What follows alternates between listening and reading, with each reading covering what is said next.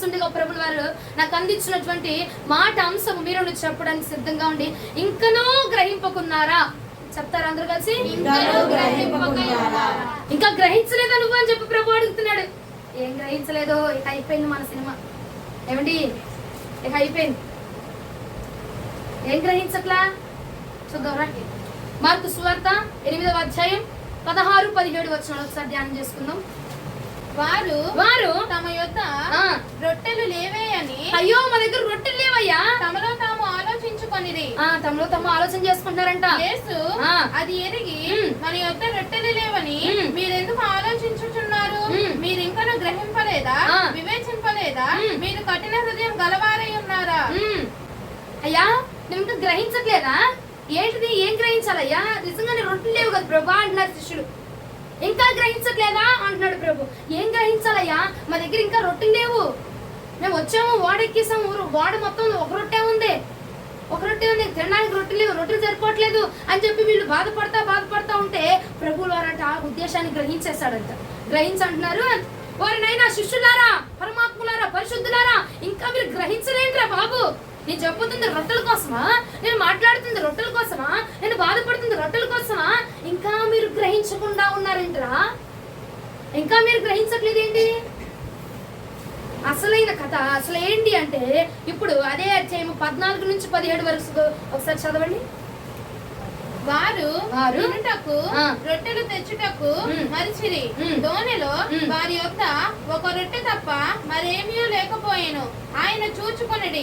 పరిసయ్యులు పులిసిన పిండిని గూర్చియు హేరోదు పులిసిన పిండిని గూర్చియు జాగ్రత్త పడుడని వారిని హెచ్చరింపక, వారు తమ యొద్ద రొట్టెలు లేవే అని తమలో తాము ఆలోచించుకొనిరి. యేసు అది ఎరిగి మన యొద్ద రొట్టెలు లేవే అని మీరెందుకు ఆలోచించుకొనుచున్నారు? మీరింకను గ్రహింపలేదా? వివేచింపలేదా? మీరు కఠిన హృదయం గలవారై ఉన్నారా?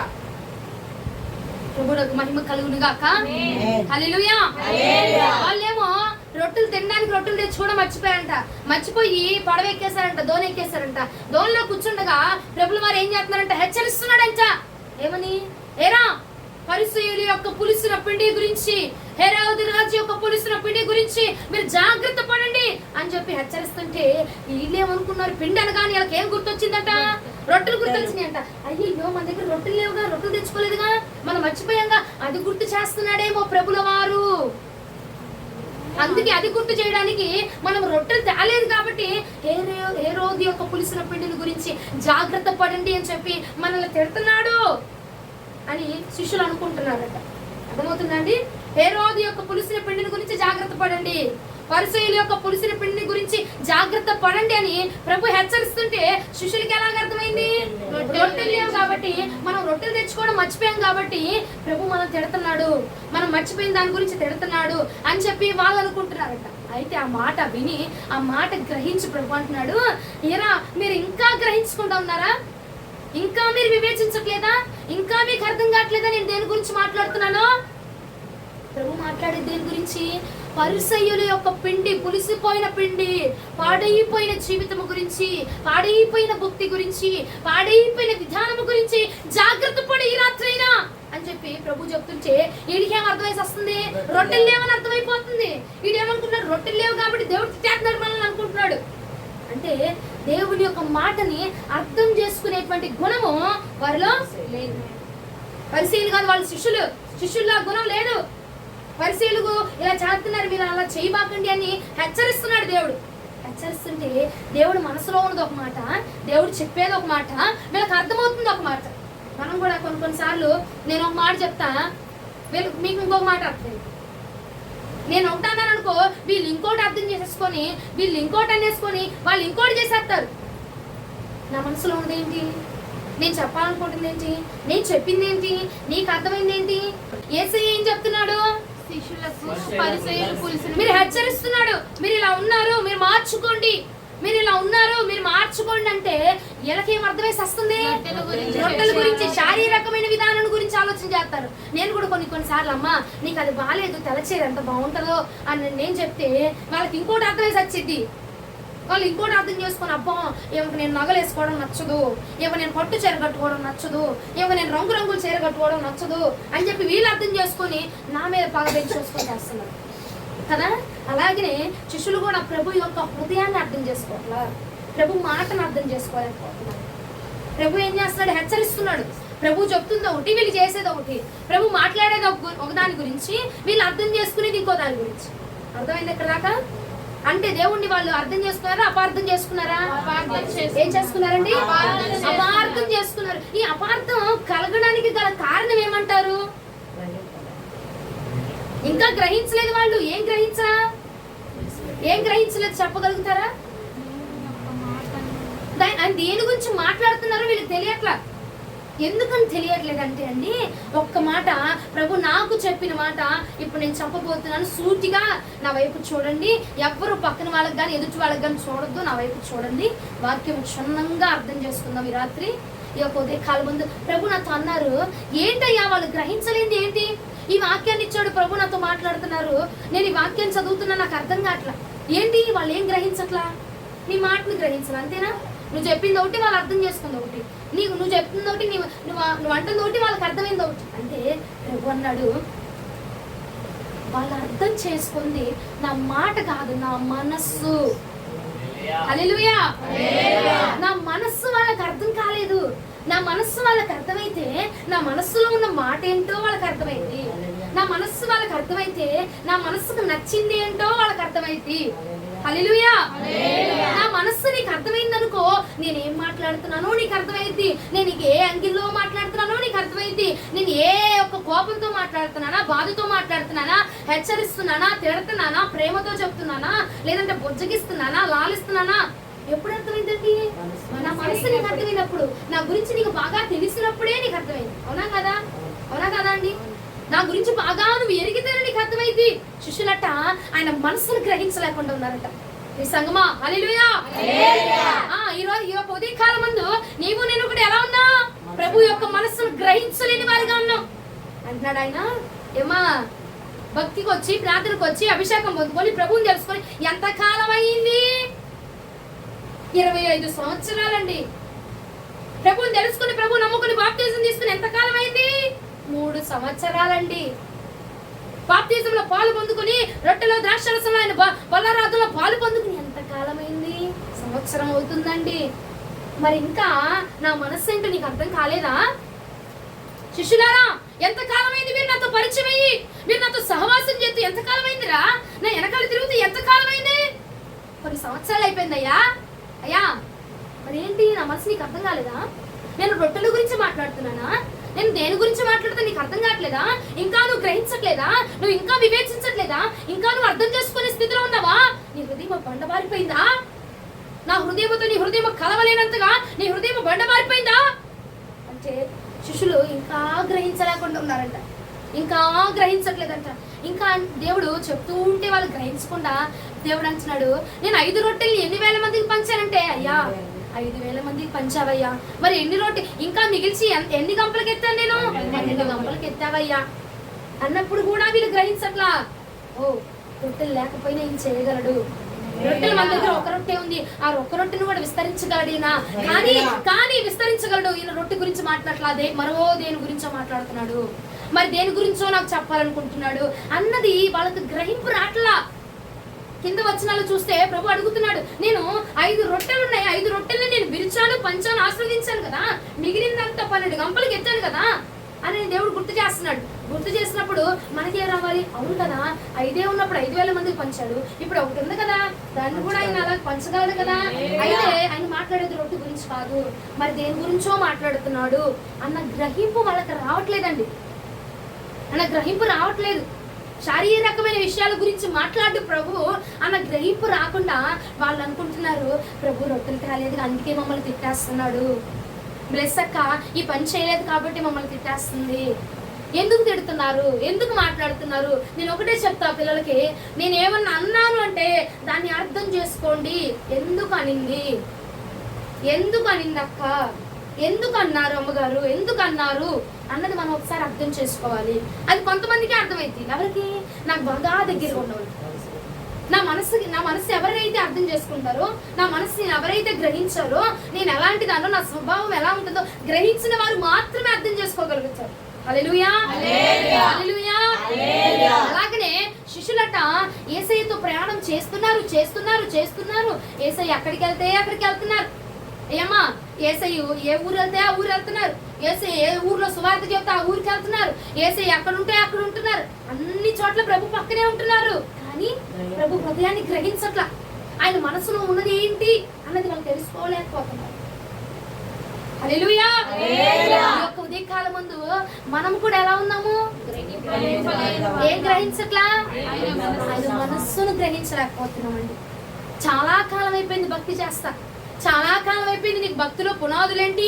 ఆ తొవి అడుగు రాళ్ళు కూడా ఎక్కడున్నాయో నీకు తెలుసు. భక్తిలో పునాదులు తెలుసు, మొత్తం అన్ని తెలుసు, ఆకులు రాళ్ళు పళ్ళు కాయలు అన్ని తెలుసు. కానీ ప్రభు మనసు ఏంటో తెలియట్లా. ప్రభు మనసులో ఏమనుకుంటున్నాడు? ఆయన మనసుకి ఏం నచ్చుతుంది? ఆయన మనసులో ఏం మాట ఉంది? ఆయన చెప్పబోయే మునిపే నువ్వు ఒకటి అర్థం చేసేసుకొని నువ్వు ఒకటి చేసేస్తున్నావు. ఆయన ఒకటి చెప్పాలనుకుంటున్నాడు నీకు, ఆయన నీకు ఒకటి చూపించేద్దాం అనుకుంటున్నాడు. కానీ మనం ఏం చేస్తున్నాం? ఆ ఒకటి ఆలోచించుకుని దాని గురించి ఏంటో పూర్తిగా కనుక్కోకుండా, ఆయన మనసులో ఏముందో తెలుసుకోకుండా, ఒకటి చూపించాడు కాబట్టి దాన్ని అదేలే నాకు తెలుసులే అనుకోని ఏం చేస్తున్నాము? మన ఆలోచన చొప్పున వెళ్ళిపోతాం. ఉదాహరణకి ఒక దర్శనం చూపించాడు అనుకోండి ప్రభు, ఒక నీటి పాత్ర చూపించాడు అనుకోండి, ఆ పాత్ర నిండుగా నీళ్ళు ఉన్నాయి అనుకోండి. ఏంటిది? దానికి అర్థం ఏంటి ప్రభా? ఇది నాకు చూపించావు, నాకు ఏం చెప్పాలనుకుంటున్నావు యేసయ్యా అని అడగకుండా పాత్ర చూపించాడు. నీళ్ళంటే అభిషేకము. నన్ను అభిషేకించబోతున్నాడు యేసయ్య, నాకు దర్శనం చూపించేస్తాడు యేసయ్య, నన్ను కడగబోతున్నాడు యేసయ్య, నన్ను శుద్ధి ప్రచారం మొదలు పెట్టేస్తున్నావు, ప్రచారం మొదలు పెడుతున్నావు. ఆయన మనసులో ఏముందో తెలుసా నీకు? ఆయన మనసులో ఏముందో తెలిసినా నువ్వు శుద్ధి చేసుకోమని చెప్తున్నాడు. ఆయన నీళ్ళతో శుద్ధి చేసుకోమని చెప్తున్నాడు. ఆ సారాన్ని, ఆ దర్శనం యొక్క సారాన్ని తెలుసుకోకుండా, దాని అర్థం ఏంటో పూర్తిగా తెలుసుకోకుండా ఇది చూపించేశాడు, అది చూపించేశాడు, అదొచ్చేసింది, ఇదొచ్చేసింది అని చెప్పేసి నీ ఇష్టమైన ఆలోచనలతో దాన్ని ముడిపెట్టేసి మరలా అంతా అయిపోయినాక ఏంటయ్యా ఏంటి ప్రభా అంటే, ప్రభు అంటాడు నా మనసులో ఉన్నది ఏంటో నీకు తెలుసా? దేవుడిని మౌనంగా పెట్టేసి మనం మాట్లాడేస్తున్నామండి. ఒక మాట చెప్పాలంటే ఆయన మనసులో ఉన్నదేంటో మనకు తెలియపరచనివ్వకుండా మనమేం మాట్లాడేస్తున్నాం. అంతేనా కాదండి? మనమేం మాట్లాడేస్తున్నాం. ఎంతకాలం అయిపోయింది మనం దేవుడి దగ్గరకు వచ్చి? ఎంతకాలం అయిపోయింది? నీ ఇంటి పక్కన ఆమెతోనే ఒక 2-3 ఏళ్ళు సావాసం చేసావనుకో, ఫ్రెండ్షిప్ చేసావనుకో, దగ్గరగా ఉన్నావనుకో, ఏమైంది? ఆమెకి ఏమి ఇష్టమో తెలుస్తుంది. ఆమె ఏ టయానికి ఏ వంటలు చేస్తుందో తెలుసు నీకు, ఏ టయానికి ఏ స్థలంలో ఉండిద్దో తెలుసు నీకు, ఏ టైంలో ఎవరితో మాట్లాడిద్దో తెలుసు నీకు. అవునా కాదండి? అవునా కదా? మరి ప్రభు హృదయాన్ని గ్రహించలేకపోతున్నావా? ఇన్ని సంవత్సరాలు అయింది కదా ప్రభుతో కలిసి. ఆయన ఏం మాట్లాడాలనుకుంటున్నాడో, ఆయన ఎక్కడ ఉందాం అనుకుంటున్నాడో, ఆయన ఏం చేద్దాం అనుకుంటున్నాడో, నీ ద్వారా ఏం చెయ్యిద్దాం అనుకుంటున్నాడో, నిన్ను ఎలా మార్చాలనుకుంటున్నాడో తెలియట్లేదు నీకు?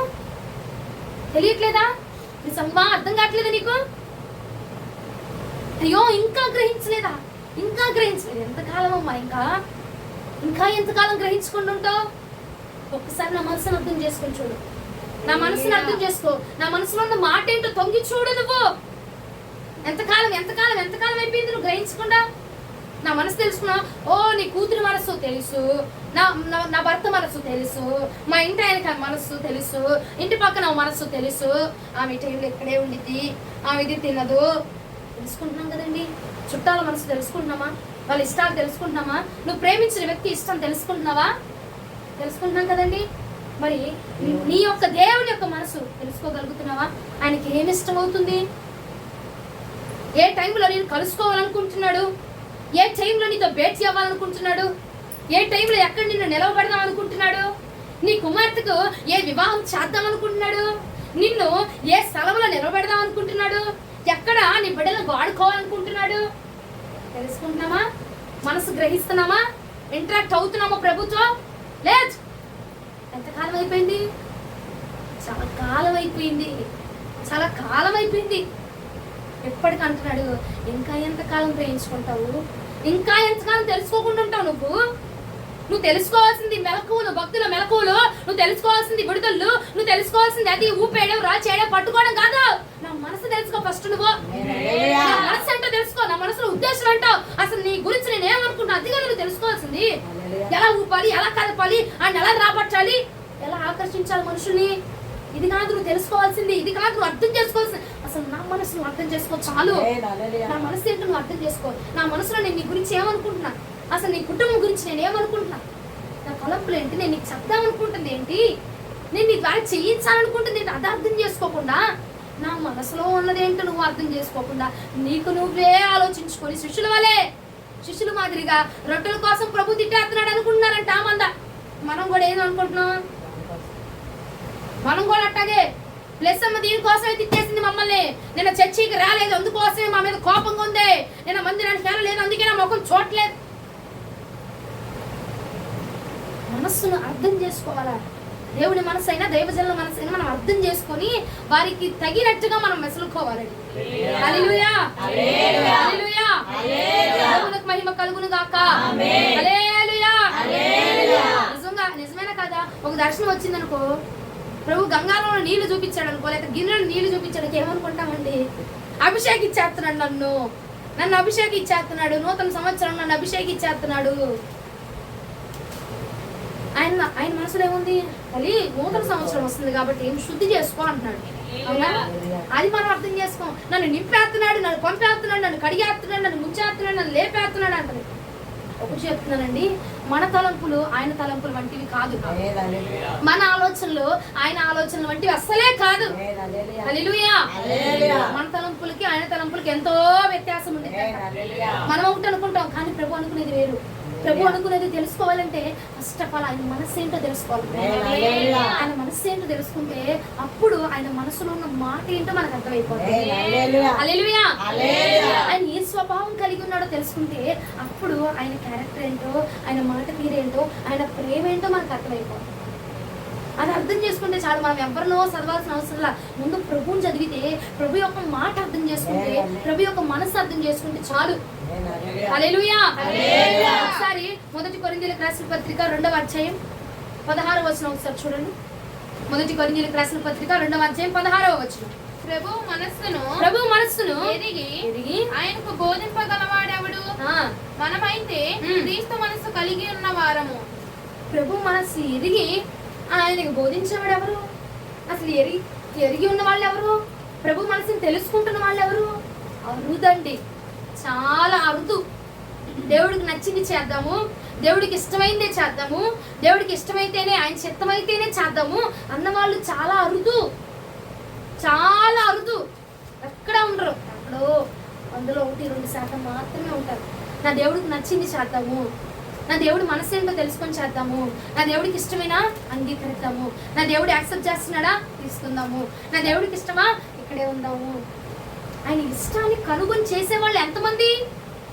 ఆయన మనస్సును కనుగొని చేసేవాడు ఎంతమంది? తక్కువ అండి, చాలా తక్కువ.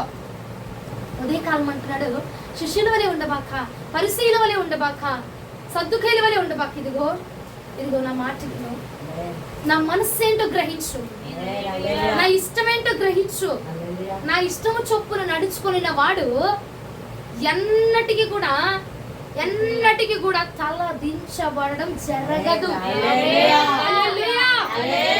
కష్టమో నష్టమో దేవుడి చిత్తం చొప్పున చెయ్యండి. ఎవరన్నా అడ్డొచ్చేది? ఎవరు అడ్డొస్తారు? అసలు ఎవరు ఆపుతారు నిన్ను? దేవుడి చిత్తంలో నువ్వు చేసావు అనుకో, దేవుడికి ఇష్టమైంది నువ్వు చేసావు అనుకో, ఎవ్వడొచ్చినా దూరం చేయలేడండి. ప్రభువునకు మహిమ కలుగును గాక, ప్రభువునకు మహిమ కలుగును గాక. చిత్తమంటే ఎరుగు, ప్రభు హృదయాన్ని ఎరిగి చేసేవాడట ఎంతో ధన్యుడని. నిజంగా వాడు ఎన్నటికి కూడా తల దించబడదు. వాడి తల దించనివ్వడండి దేవుడు. ఆయన చిత్తాన్ని ఎరిగి చేస్తాను కాబట్టి, అయ్యా నీకు ఇష్టమా కాదా? నీకు ఇష్టమైతే నేను చేస్తాను, నీకు ఇష్టమైతే నేను ఉంటా, నీకు ఇష్టమైతే నేను తింటా, నీకు ఇష్టమైతే నేను వేసుకుంటా. అడుగుతున్నావా? వస్త్రధారణలో ఆయన చిత్తం అడుగుతున్నావా? ఏమండి హెయిర్ స్టైల్లో దేవుని చిత్తం అడుగుతున్నావా? వేసుకుంటున్న అలంకరణలో దేవుని చిత్తం అడుగుతున్నావా? ఆయన మనస్సు ఏంటో అడుగుతున్నామా ప్రియ సహోదరి సహోదరుడా? ఆయన చిత్తాన్ని తెలుసుకోలేకపో. ఒక్కటండి, ఆయన మనస్సు ఏంటో మనకు తెలిసిందనుకో, అప్పుడు ఆయన మనసులో ఉన్న మాట ఏంటో మనకు అర్థమైంది. ఇప్పుడు నేనున్నా నా స్వభావం ఏంటో నీకు తెలిసిందనుకో, నేను ఎలాంటిదానో నీకు అర్థమైపోయింది అనుకో, నేను ఎలా మాట్లాడతానో కూడా నీకు తెలిసింది. అవునా కాదా అండి? నా స్వభావం నీకు అర్థమైంది. ఇప్పుడు నా గురించి బోల్డ్ మంది బయట మాటలు చెప్తారు, నువ్వు నా దగ్గరికి రాకుండా నా స్వభావం ఏంటో నీకు తెలియకుండా ఉందనుకో, నువ్వేం చేస్తావో ఆ మాట నమ్మేస్తావు కదా. అదే అనుకుంటా. అదే నువ్వు నా దగ్గరికి వచ్చి నన్ను కలుసుకుంటే నా స్వభావం ఏంటో నీకు తెలిసిందనుకో, నా మనసు ఏంటో నీకు తెలిసిందనుకో, చిచ్చిచి అది చెప్పింది వేరు, ఏం స్వభావం వేరు. అర్థం కాదండి? ఎప్పుడు అర్థమైంది? నా దగ్గర ఉన్నప్పుడు, నా మనసు నీకు తెలిసినప్పుడు, నా స్వభావం ఏంటో నీకు తెలిసినప్పుడు, నా మాట తీరేంటో నీకు తెలిసినప్పుడు ఎలా ఉంటుంది? వాళ్ళు చెప్పింది రాంగ్ అనిపించింది. అవునా కదా? అవునా కదా? దూరంగా ఉంటే తెలిసిందా, దగ్గరగా ఉంటే తెలిసిందా? దగ్గరగా ఉంటేనే నా మనసు ఏంటో నీకు తెలిసింది. ఇప్పుడు నా మనసు తెలుసుకోవడం ముఖ్యం కాదు, కానీ ఎవరి మనసు తెలుసుకోవాలండి? ఎవరి మనసు? ఎవరు తెలుసుకోవాలి? ఎవరు? నేను అని బిగ్గరగా చెప్పు. దేవుడి మనసు తెలుసుకోవాలంటే మనం ఎలా తెలుసుకుంటాం అంటే, యాకోబు రాసిన పత్రిక 4వ అధ్యాయం 8వ వచనం. యాకోబు రాసిన పత్రిక 4వ అధ్యాయం 8వ వచనం. దేవుని యొద్దకు రండి. దేవుని యొద్దకు రండి. చాలండి. ఎలా తెలుస్తుందండి మనసు? ఎలాగా? అది దగ్గరగా ఉంటే ఆయన మనసు ఏంటో తెలిసిద్ది, ఆయనకి ఏమి ఇష్టమో తెలిసిద్ది, ఆయనకి ఏది నచ్చిద్దో తెలిసిద్ది, ఆయన ఎవరితో ఉంటారో తెలిసిద్ది, ఆయనకి ఎలాంటి వస్త్రాలు ఇష్టమో తెలిసిద్ది, ఎలాంటి అలంకరణ ఇష్టమో తెలిసిద్ది, ఎలాంటి మాటలు ఇష్టమో తెలిసిద్ది, ఎలాంటి వైఖరి ఇష్టమో తెలిసిద్ది, ఎలాంటి సంబంధం ఇష్టమో తెలిసిద్ది. అవునా కాదా? అవునా కాదండి? దగ్గరగా ఉన్నప్పుడే చెప్తాడు, దగ్గరగా ఉన్నప్పుడే తెలిసిద్ది. అవునా కాదండి? దూరంగా ఉండి నువ్వు 100 మాటలు తెలీదు. దగ్గరగా ఉండి ఒకసారి వచ్చి నువ్వు నా దగ్గరగా వచ్చి నా మనసు ఏంటో నీకు తెలుసుకున్నావు అనుకో, అర్థమైతే అర్థం కదా? అర్థమైతే లేదండి? ఫస్ట్ గా ప్రభు మనసు మనకు తెలియాలంటే మనం ఎలా ఉండాలి? కొంచెం బిగ్గరగా చెప్తారా? శైలిలో పెట్టుకున్న వారు కూడా కొంచెం చేతులెత్తి బిగ్గరగా చెప్తారా? రెండు చేతులు పైకి చెప్తారా? నేను ఆయనకు దగ్గరగా ఉండాలని చెప్పండి. హల్లెలూయా. ఎలా ఉండాలి మనము? సెలైన్లు ఎత్తిన వాళ్ళు, సెలైన్లు పెట్టుకున్న వాళ్ళు చేతులు ఎత్తలేకపోతున్నారట. సెలైన్లు బాగా గొడ్లు కట్టేసి చేతులు, రక్తాలు ఎక్కించుకొని, సెలైన్లు ఎక్కించుకొని చేతులు గడ్లు కట్టి పైకి ఎత్తలేకపోతున్నారు. ప్రభువునకు మహిమ కలుగును గాక. హల్లెలూయా. ఎలా ఉండాలచ్చా? ప్రభువునకు దగ్గరగా ఉంటే ఆయన మనస్సు ఏంటో మనకు అర్థమైపోతుంది. అయితే దావీదు ఒక మాట అంటున్నాడు చూడండి ఒకసారి. కీర్తనలు 84వ కీర్తన 2వ వచనం ఒకసారి ధ్యానం చేద్దాం. 84వ కీర్తన 2వ వచనం. యెహోవా మందిర ఆవరణములో చూడవలనని నా ప్రాణము ఎంతో ఆశపడుతుందయ్యా. అది సొమ్మసిల్లిపోతుంది. జీవము గల దేవుని దర్శించడానికి నా హృదయము, నా శరీరము ఆనందముతో హల్లెలూయా హల్లెలూయా దావీదంటాడు, అయ్యా అయ్యా నా ప్రాణం తప్పించిపోతుంది. దేనికి? నిన్ను కలుసుకోవడానికయ్యా, నీ దగ్గరికి రావడానికయ్యా, నీ సన్నిధికి రావడానికయ్యా. కేర నొప్పులు, ఒళ్ళు నొప్పులు, మొహం నొప్పి, మూతి నొప్పి, అన్ని నొప్పులే అయినా నీ సన్నిధి వదిలిపట్టడానికి నాకు ఇష్టం లేదయ్యా. నా ప్రాణము ఆశగుంటుంది నీ దగ్గర రావడానికి. మరణమైనా నీ సన్నిధిలోనే, చావైనా నీ సన్నిధిలోనే, బ్రతుకైనా నీతోనే, చావైనా నీతోనే ప్రభా. నా ప్రాణము ఆశపడుతుంది నిన్ను కలుసుకోవడానికి. ఏదేమైపోయినా నిన్ను చూడాలని, నీ మందిరంలోకి రావాలని, నీ మందిర ఆవరణంలో ఉండాలని నా ప్రాణము, నా శరీరము ఆశగొనుచు ఉన్నది. దావీదు అంటాడు, నేను ఆశపడుతున్నానయ్యా నిన్ను కలుసుకోవడానికి. ఆ ఆశ నీకుందా? దావీదు వలె ఆశపడుతున్నావా? ఎందుకు? ఎందుకు? ఆశీర్వాదం కోసం. ఎందుకు? దీవెన కోసం. ఎందుకు? ఉద్యోగం దేవుడి చిత్తమా కాదా? ఇంటి కోసం ఆశపట్ల దావీదు. అయ్యా నిన్ను కలుసుకోవాలి, అయ్యా నీ దగ్గరగా ఉండాలి, అయ్యా నీతో మాట్లాడాలి, అయ్యా నీతో ముచ్చటించాలి, అయ్యా నీ దగ్గరికి రావాలి ప్రభా. తెలుసుకోవాలయ్యా, నీతో మాట్లాడాలయ్యా, మాట్లాడాలి ప్రభా.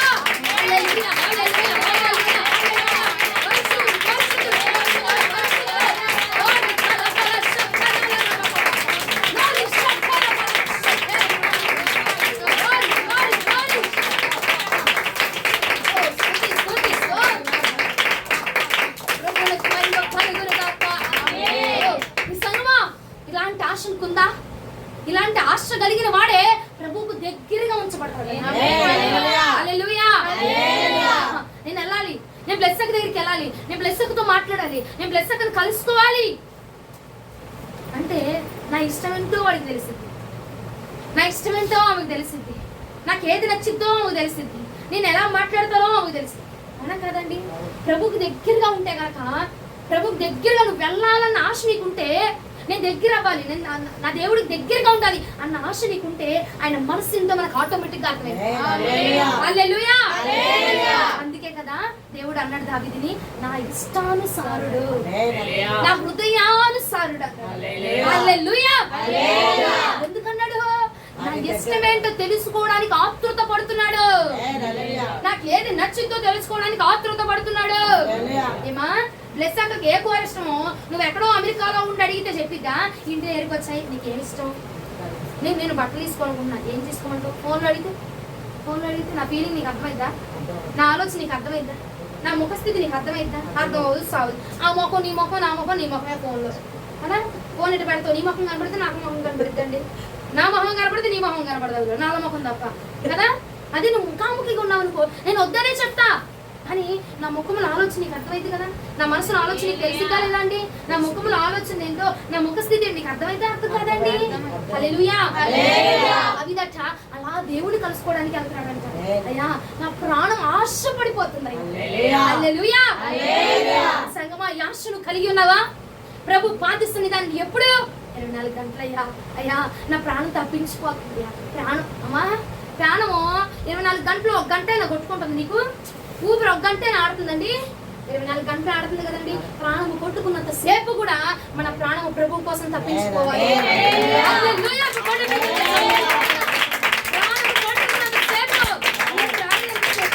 మనమంట దేవుడి గురించి తప్పించాలంటే మనస్సు నిరుగు ఎరగడానికి నా దగ్గరకు వచ్చేస్తున్నాడు దావీదు, దగ్గరకు వచ్చేసాడు. అందుకే నేను అన్నా నాకు ధ్యానిస్తాను. నీ గురించి నేను అలా అంటానా? నీ గురించి నేను అలా అనగలనా? చెప్పగలనా? నాకు దగ్గరకు ఉంటున్నావా? ఏ దావీదుకు రోగం రాలేదా? దావీదుకి వ్యాధి లేదా? బలహీనత లేదా? కీళ్ళ నొప్పులు లేవా? మోకాళ్ళ నొప్పులు లేవా? మూతి నొప్పులు లేవా? పలు నొప్పులు, ఏ నొప్పులు లేవండి? మనిషే కదండి, మనకున్న రోగాలన్నీ ఉంటాయా ఉండవా? ఉంటాయి. అని అంటున్నాడు నా ప్రాణం ఆశగా ఉంటుందయ్యా, నా శరీరం ఆశపడుతుంది. నా కోరిక కాదు, కోరిక అంటే 5 నిమిషాలు వచ్చిపోయేది కోరిక, అని ప్రాణం ఆశపడుతుంది. 24 గంటలు మనలో ఊపిరి ఆడుతుంది. హల్లెలూయా. 24 గంటలు నా ప్రాణము నీ కోసం ఆశగా ఉంటుందయ్యా. ప్రభువునికి మహిమ కలుగును గాక. ఇలా ఉంటే గనక దావీదట హృదయానుసారుడుగా మారిపోయాడట. మనము కూడా ఆయన హృదయానుసారుడుగా మార్చబడిపోతాము. హల్లెలూయా. హల్లెలూయా. అందుకే దేవుడే దావీదుని ఏమన్నాడు? హృదయానుసారుడు. అప్ప ఎంత చక్కని మాట అండి. ఆయన హృదయాన్ని మనం కూడా తెలుసుకోవాలంటే మనం ఫస్ట్ ఏం చేయాలి? ఆయన దగ్గరగా ఉండాలి. ఆయన దగ్గరగా ఉండాలండి. ఎప్పుడు కూడా ఆయన దగ్గరగా వెళ్ళడానికి ఉండాలి. ఇల్లు అంటావా 24 గంటలు ఇంట్లోనే ఉంటాము. పని అంటావా చేసేది పొద్దు గూకులో చేసేది పని కదా. ఆయన మనసు ఎప్పుడు తెలుస్తుంది? ఆయన దగ్గరగా వెళ్ళినప్పుడే. ఆయన దగ్గరగా ఉండడానికి ప్రయత్నం చెయ్యి. మనుషులకు దగ్గరగా కాదండి, మనిషికి దగ్గరగా ఉంటే మనిషి మనసు తెలుస్తుంది, కానీ దేవుడికి దగ్గరగా ఉంటే ఆయన మనసు ఏంటో, ఆయన ఆలోచన ఏంటో, ఆయన నీ గురించి ఏమనుకుంటున్నాడో, అసలు నీ దగ్గర నుంచి ఏం ఆశిస్తున్నాడు అది అప్పుడు తెలిసిద్ది. హల్లెలూయా. చాలా వరకు మనుషులకే దగ్గర అయిపోతున్నామండి, మనుషుల మాటలకే దగ్గర అయిపోతున్నాం, మనుషులు చెప్పే వాటికే అట్రాక్ట్ అయిపోతుంది. కానీ దావీదు అలా అంటలా, నా ప్రాణం అప్పా నీ కోసం ఆశపడిపోతుంది. హల్లెలూయా. ఎంత గొప్ప మాట అండి, ఎంత గొప్ప మాట. నా ప్రాణం తప్పించిపోతుంది. ఎప్పుడెప్పుడు వెళ్తాం మందిరానికి? అమ్మో శుద్ధీకరణ ఉంది ఇవాళ సాయంత్రం 7ంటికి, అమ్మో బాలారాధన ఉంది ఇవాళ 10ంటికి, ఎగాలి తలసాని. ఎప్పుడెప్పుడు వచ్చింది ఆదివారం, ఎప్పుడెప్పుడు వచ్చింది శుద్ధీకరణ, ఎప్పుడు వచ్చింది వల్ల ఆయన శరీరంలో ఆయన రక్తంలో పాలి భాగస్తురాలుగా నేను ఎప్పుడు మార్చబడిపోతాను, ఎప్పుడు ప్రభు సన్నిధిని కలుసుకుంటాను, ఎప్పుడు ఆరాధన చేస్తాను, ఎప్పుడు వాక్యాన్ని ధ్యానం చేస్తాను, ఎప్పుడు దేవుడు నాతో మాట్లాడతాడు అన్న ఆశగా మనం కలిగి ఉండాలండి. హల్లెలూయా. అందరికి ప్రభు చలనం ఇచ్చునుగాక. ఆశ ఎవరిలో కనపడి చావట్లేదు. ఆరాధన చేయాలి, అబ్బా ఎప్పుడు వదిలేద్దరు బాబు 1 గంట అయిపోతుంది వెళ్ళిపోదాం అని చూస్తున్నాడు. కానీ ఏమండి దేవుడు ఎప్పుడు మాట్లాడతాడు, ఎప్పుడు మందిరానికి వద్దాం, ఎప్పుడు బలలో పాల్గొనాలి, ఎప్పుడు దేవుని రక్తం శరీరంలో మనం పాలి భాగస్తులుగా మార్చబడాలి ఆశ ఏ ఒక్కళ్ళో లేదు, ఏ ఒక్కళ్ళో లేదు. బతినాడాలి. రండి, చెయ్యండి, తీసుకోండి, తినండి, మింగండి, అక్కండి. ఏంటి అన్ని తొయ్యాలా, తిప్పాలా, తిప్పాలా, మేము చుట్టూ తిరగాల. అమ్మో, ఇంకెప్పుడండి? అందుకే అంటున్నాడు, ఒరే బాబు, నువ్వు మనిషి మనసు కాదు, నా మనసు ఏంటో గ్రహించు. అర్థమైందా? నువ్వు నా మనసు గ్రహించు చాలు, అప్పుడు నీకు అన్ని అర్థమైపోతాయి. నేనేం చెప్పాలనుకున్నావు నీకు అర్థమైంది. అప్పుడు నువ్వు నా మనసు ఏంటో గ్రహించు. నా మనసు ఏంటో గ్రహించాలంటే ఇంట్లో పరుపు మీద తేలి ఆడితే కాదు, ఇంట్లో సోఫాల మీద దిండ్లు వేసుకొని ఆడుకుంటే కాదుగా. ఎలా తెలిసింది నా మనసు? నాకు దగ్గరగా రావాలి, మందిరానికి దగ్గరగా రావాలి, వాక్యానికి దగ్గరగా ఉండాలి, ప్రార్థనా స్థలానికి దగ్గరగా ఉండాలి, నన్ను కలుసుకోవడానికి దగ్గరగా ఉండాలి. అప్పుడే నా మనసు ఏంటో నీకు అర్థమైపోతుంది. హల్లెలూయా. ఏం చేయాలి? ఫస్ట్ గా మనము ఆయనకి దగ్గరగా ఉండాలి. ఎక్కడున్నాడు ఆయన? లుమిడి పార్క్ లోనా? ఎక్కడున్నాడండి ఆయన? ఎక్కడండి? మందిరములో, నువ్వు ప్రార్థన చేసుకుంటున్న స్థలములో. అర్థమైందా? నలుగురు వస్తారు ఇంటికి, ముచ్చట్లు పెడతాను 4 గంటలు, 5 గంటలు, 10 గంటలు, 12 గంటలు అయిపోయింది. ప్రభు, నువ్వు ప్రార్థన చేసే స్థలంలో నిలబడి చూస్తూనే ఉంటాడు. ఆయన కళ్ళు రెప్పలు 25 సార్లు కొట్టి చూస్తూనే ఉంటాడు. కానీ మనలో మాత్రం అసలు ఎక్కడున్నాడు ఆయన? ప్రభు ఉన్నాడు, నాకు అంటూ ప్రార్థన స్థలం వచ్చింది, నేనంటూ ప్రార్థన చేసుకోవాలి, ఈ ఆలోచనే రాదండి మనకి కదండి. నాకంటూ ఒక స్థలం ఉంది, నాకంటూ ఒక సమయం ఉంది, నాకంటూ ఒక నిర్దిష్ట ఉంది, సమయాన్ని పెట్టుకున్నాను, స్తుతులకు ఒక టైం పెట్టాను, ఆరాధనకు టైం పెట్టాను, ప్రార్థనకు టైం పెట్టాను. అందులో ఉందావరా బాబు, నా కోసం నా దేవుడు, నా ప్రియుడు ఎదురు చూస్తున్నాడు. నా ప్రాణ ప్రియుడు ఎదురు చూస్తున్నాడు అని గ్రహింపొందా? ఏమ్మా, నా ప్రాణ ప్రియుడు నా కొరకు ఎదురు చూస్తున్నాడు. నీకుందా అంటున్నా మాట? నీకుందా? గుర్తింపు ఉందా? నాకు గుర్తుందా? నేను ఒక టైం పెట్టుకున్నా, నా ప్రభు, నా ప్రియుడు నా యందు ఆశాభక్తుడు, నా ప్రియుడు నా కోసం ఎదురు చూస్తాడు, నా స్తుతుల కోసం ఎదురు చూస్తాడు, నేను చేసే ప్రార్థన కోసం ఎదురు చూస్తాడు. ఉందట్రా కోరిక, తపన, ఆశ ఉందా? లేదు. ఆ 4 గంటలోని, 12 గంటలోని, 36 గంటలోని, 32 గంటలని, ఎన్ని గంటలోని ఆ మీటింగ్ అయ్యి వెళ్ళొస్తాను ఇంకా అన్నం వండాలి, కూర వండాలి, బట్టలు ఉతకాలి అంటుందామా అని ఎప్పుడైతే ఆమె వెళ్ళి దక్కి తిప్పామా అప్పుడు వచ్చింది. అప్పుడు వస్తే ఏమిటి? అప్పుడు దేవుడు కనపడతాడు. అప్పుడు కనపడి నాకు తెలుసు బహుశా, ఎందుకంటే అర్ధరాత్రి అయిపోతుంది వెళ్ళేసరికి. మళ్ళీ ఇంట్లో అన్నం వండుకోవాలి, తినాలి, కూర్చోవాలి, పడుకోవాలి, నిద్రపోవాలి, మళ్ళా పొద్దున్నే కానీ. అంటే ఒక రోజు దేవుడితో గడపడానికి తొలగిపోయావా? దేవుడితో సంభాషణ తొలగిపోయిందా? దేవుడితో అనుబంధం తొలగిపోయిందా అండి? ఇంకెక్కడండి దేవుడి దగ్గరకు ఉంటాం? 24 గంటలు నా ప్రాణం నీ చుట్టే తిరుగుతుందయ్యా. దావీదు షలోమతి అంటారు, నా యందు ఆశాభక్తుడు. హల్లెలూయా.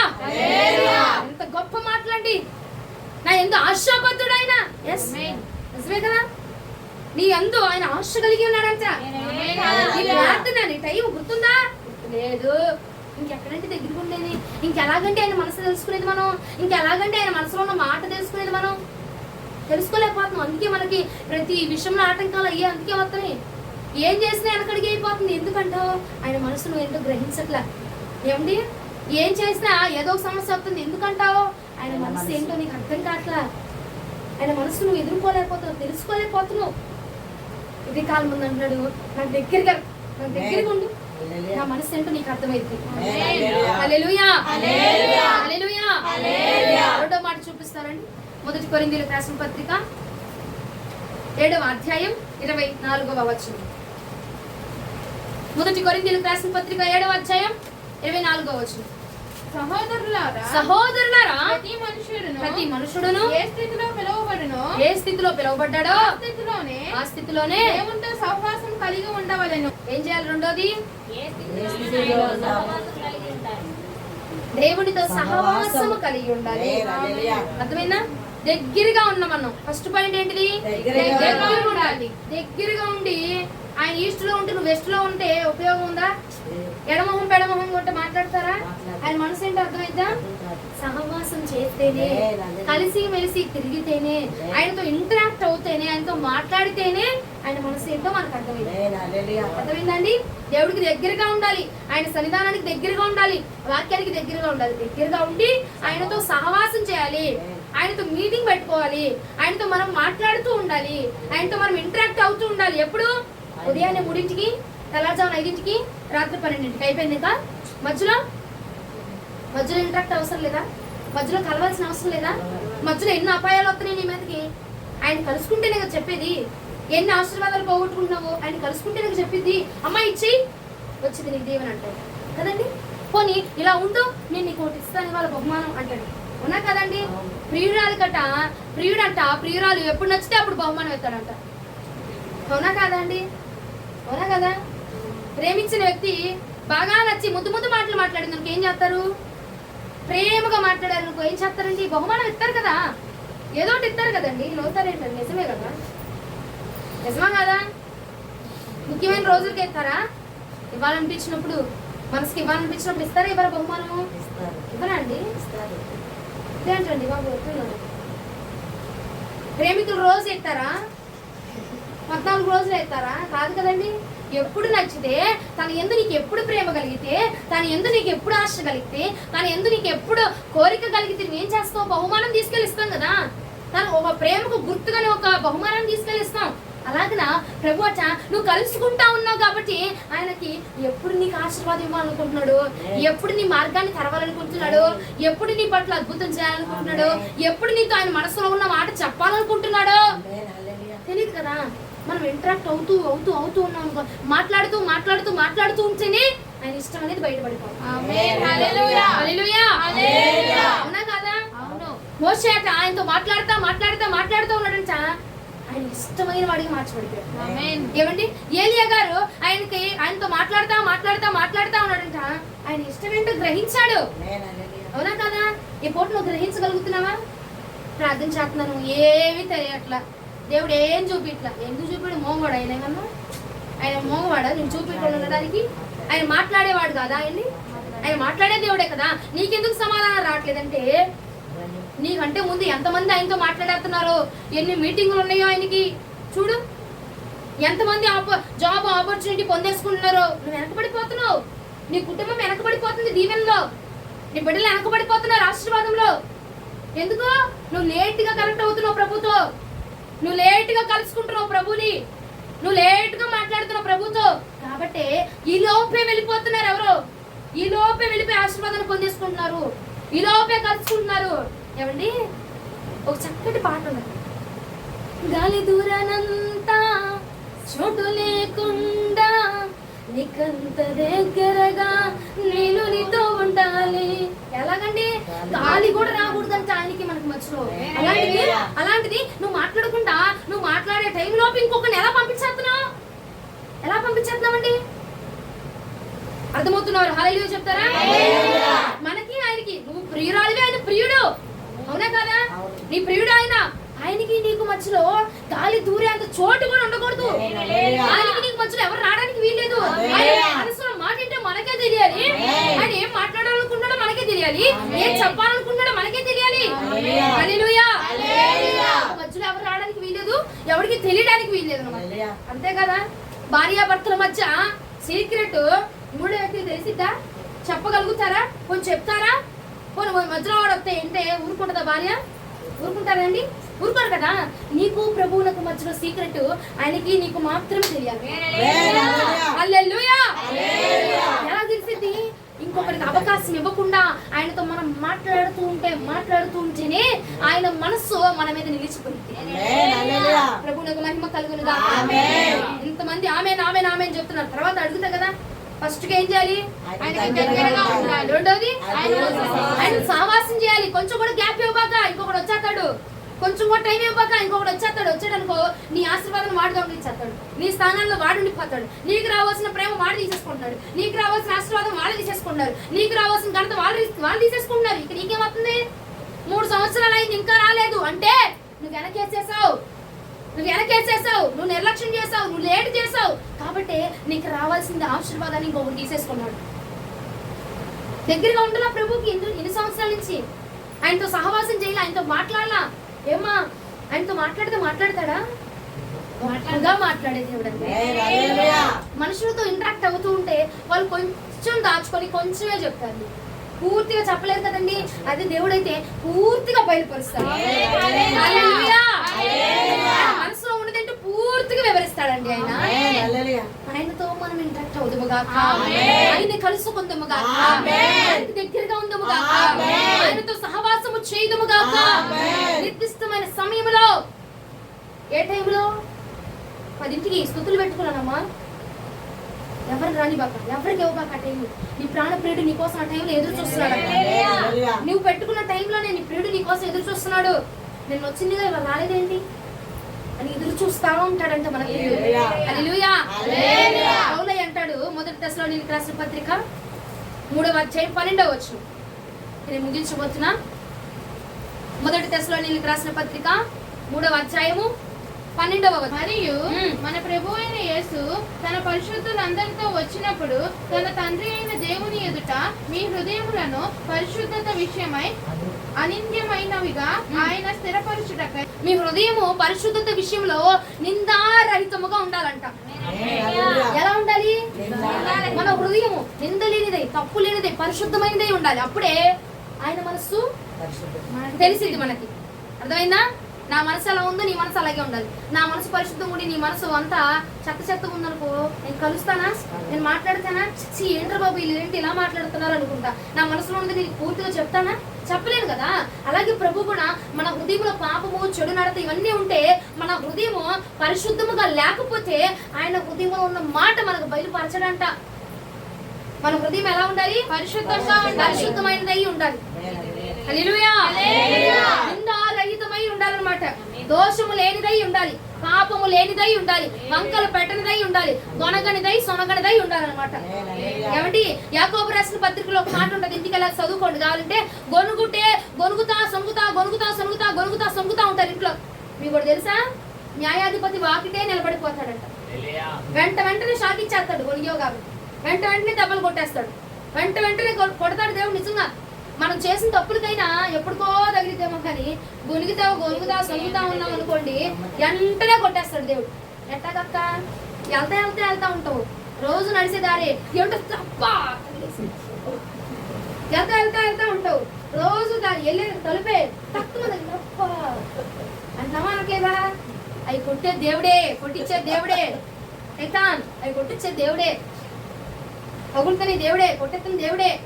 ఏంటో బాబు తగిలి రోజు వెళ్ళేదాకా టక్కు మంది తగిలిపోయింది. ఇదేంటి రోజు నడుతూనే ఉన్నాను టక్కు మంది తగిలింది, జారిపడ్డాను ఏంటి, నడు విరిగింది ఏంటి అంటే, గొనిగావు సొనిగావు నీ పడిపోయింది. అది గుర్తుంచుకోవాలి.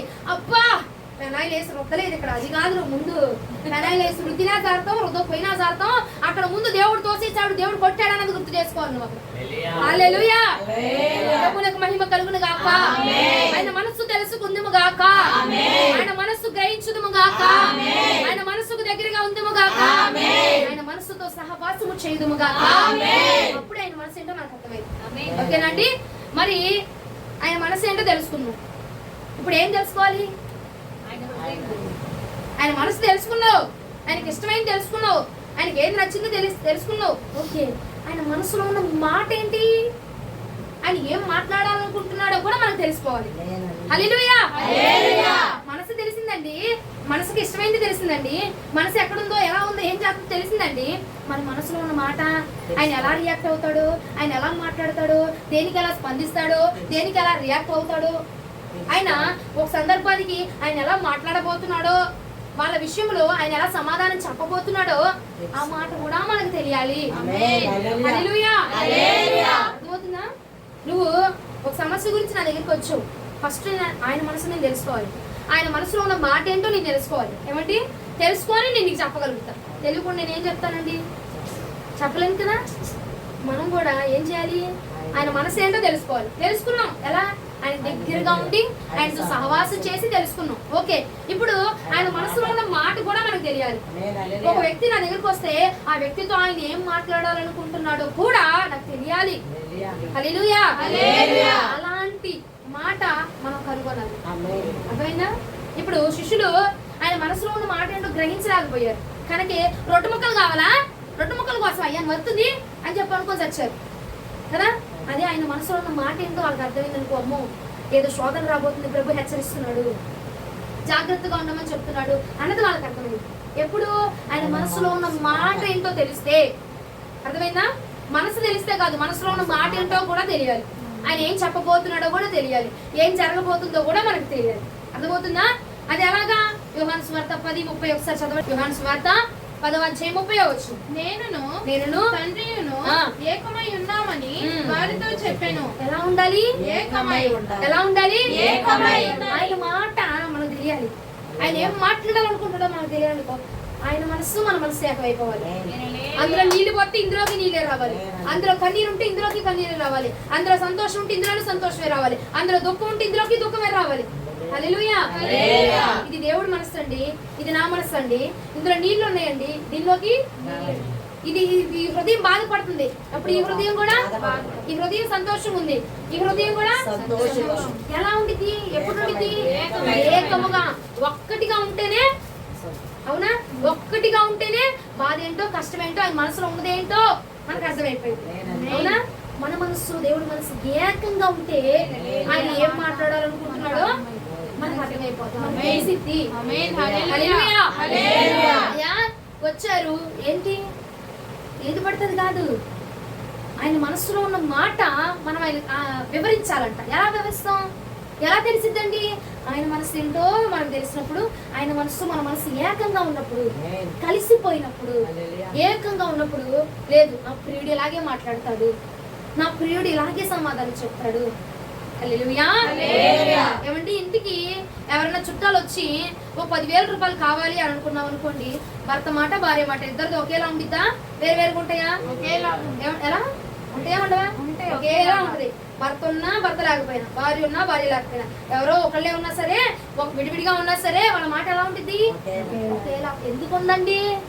వాళ్ళ మనసులు కలిసిపోయినాయి కాబట్టి, వాళ్ళ ఆలోచనలు కలిసిపోయినాయి కాబట్టి, వాళ్ళ తలంపులు కలిసిపోయినాయి కాబట్టి, నీ మాట ప్రభు మాట ఒకటే. అది ఎప్పుడండి? దేవుడి మనసు మన మనసు ఏకంగా ఉండాలి. ఏకమై గాలి దూరనంతా చోటు లేకుండా నీకంత దగ్గరగా నేను నీతో ఉండాలి. అపవాది వస్తే అంతే, ఎవ్వడు రావడానికి లేదు, అపవాది రావడానికి లేదు, మనుషులు రావడానికి లేదు, ఎవ్వడు రావడానికి లేదు. నీకు నేను మాత్రమే, నాకు నువ్వు మాత్రమే. అలా ఉంటే ఆయన మనస్సు ఏంటో మనకు అర్థమైంది. అపార్థం చేసుకోము, అర్థమే చేసుకుంటాం. హల్లెలూయా. ఇన్ని రోజులు ఆయన చూపించిన దర్శనాలు గాని, ఆయన మాట్లాడిన మాటలు గాని మనకు అర్థం కాక అపార్థం చేసుకొని ఉన్నాం ఇన్ని రోజులు కూడా. ఇప్పుడు నుంచి మనం ఏం చేయాలి? అర్థం చేసుకోవాలి. అర్థం చేసుకోవాలంటే ఎలాగా? ఆయన మనస్సు తెలుసుకోవాలి. ఒకసారి చెప్పండి అందరూ. ఆయన మనస్సు తెలుసుకోవాలి, ఆయన మనసులో ఉన్న మాట కూడా తెలుసుకోవాలి. ఓకేనా?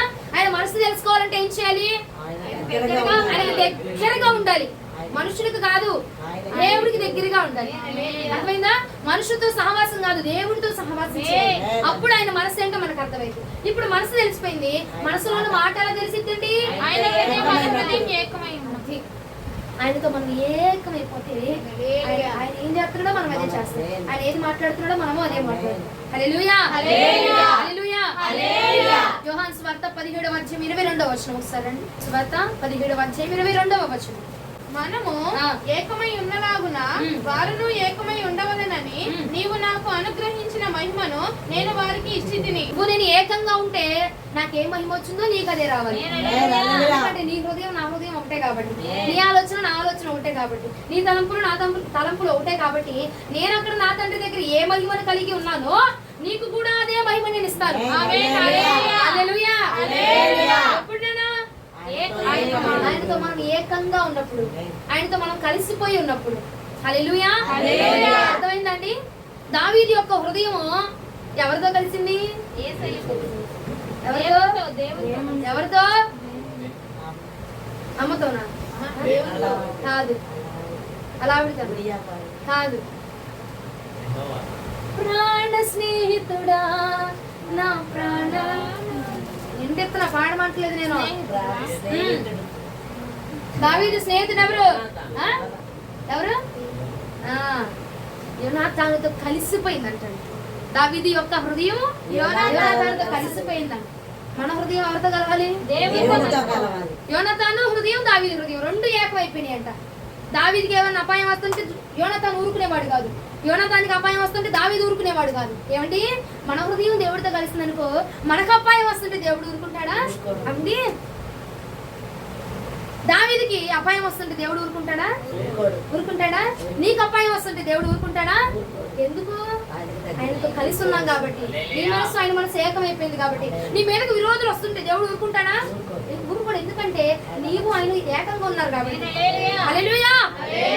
ప్రియుడి మీదకి ప్రియురాల మీదకి ప్రియుడు దూరంగా ఉన్నారు, ప్రియురాల మీదకి ఏదైనా యుద్ధం జరిగిందనుకో ప్రియుడు ఊరుకుంటాడా? ఊరుకుంటాడా? వెళ్ళి ఎంత సైన్యాలైనా వేసుకుని వెళ్ళిపోయి కుమ్మసి వస్తారు. ఎందుకు? ఉదయం ఏకంగా ఉన్నారు, మనసులు కలిసినాయి కాబట్టి. అవునా కాదండి? అవునా కాదా? ప్రభువుకు స్తోత్రం కలుగును గాక. భర్త భార్య ఇరువురు ఉన్నారు, వాళ్ళిద్దరికి ఇప్పుడు భార్య మీదకి ఎవడన్నా వచ్చి ఇంట్లో చుట్టాలే అవ్వచ్చు. ఇప్పుడు భర్త యొక్క తల్లి వచ్చే భార్యను అంటా ఉంటే భర్త ఊరుకుంటాడమ్మా? ఊరుకుంటాడా చెప్పు? ఊరుకోడు. ఎందుకు? నా ప్రాణంలో ప్రాణం, నా శరీరంలో శరీరం, నా మాంసంలో మాంసం కలిసిపోయింది కనుక ఊరుకోలేడు.